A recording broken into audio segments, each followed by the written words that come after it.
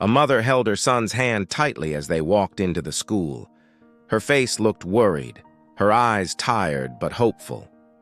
She approached the teacher's desk and said softly, "Please, miss, help my son, Joe. He's intelligent, but he keeps getting bad grades." The teacher looked up from her papers, unimpressed. "Really? He never pays attention in class. He's always playing with broken things." The mother smiled weakly. "Yes, he loves fixing things. Radios, clocks, anything.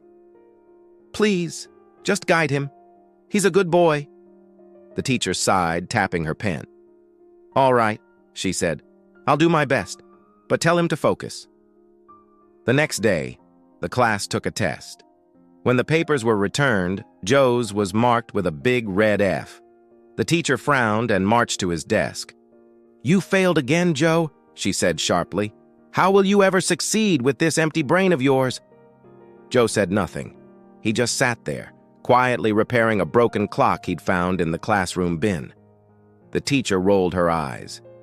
"Useless," she muttered. "You should learn from my son, Sam." She pointed toward a boy sitting near the window reading a science book. "Sam studies hard. He'll be an aeronautical engineer one day." Joe looked up and smiled faintly. "That's nice, ma'am." But inside he felt small, smaller than ever. Later that day, during break, Sam walked over to Joe's desk. He held out a small broken toy plane. "Hey, Joe," he said teasingly. "Sorry my mom treats you badly." He smirked.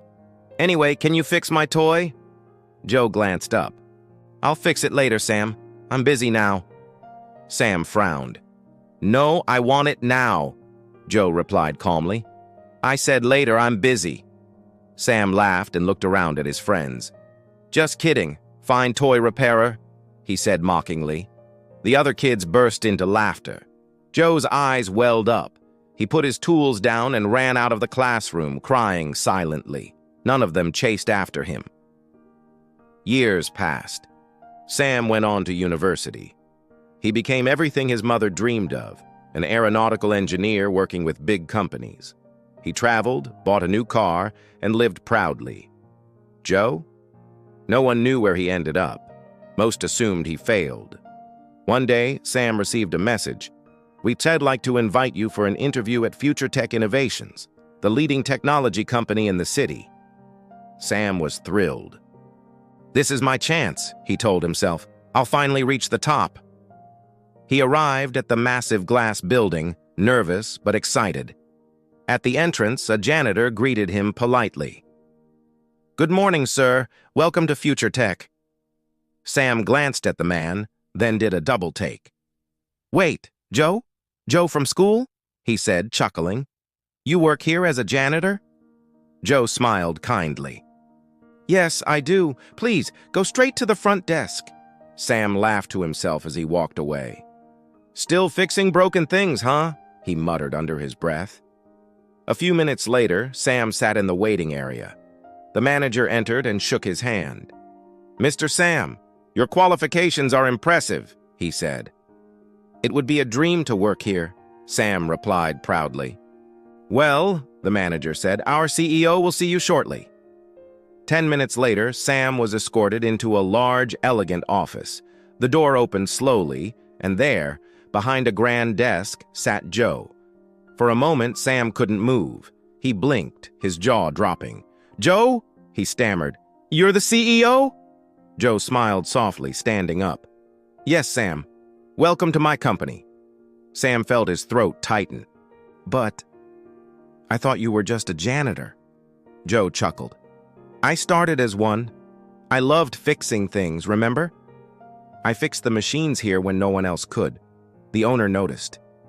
"He helped me study engineering and business. One day he retired and left me this company." Sam's eyes filled with shame. He remembered the classroom, the teasing, his mother's words. I'm sorry, Joe," he said quietly. "I shouldn't have laughed at you back then." Joe smiled kindly. "It's okay, Sam. Life teaches us in different ways.